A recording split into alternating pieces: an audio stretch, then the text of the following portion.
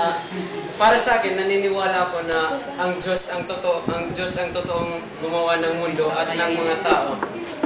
Sapagkat kunin muna natin ang lahat ng mga bagay dito sa mundo. Ano ba talagang pinagmulan nila? Kumbaga, ika nga sa ano po pang tawag dito? Ano bang Tagalog ng joke? Hero.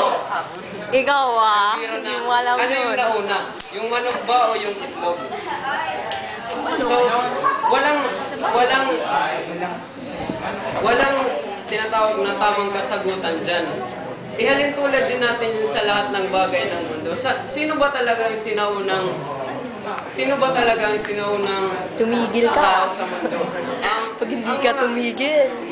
Ayon sa siyensya, ay nagmula daw tayo sa unggoy. Subalit,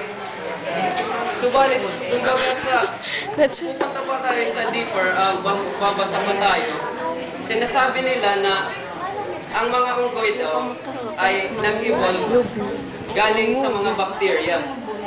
Meron namang isang teorya na ang original na mga cavemen ay ang bakterya nila ay nagmula sa mga meteorites na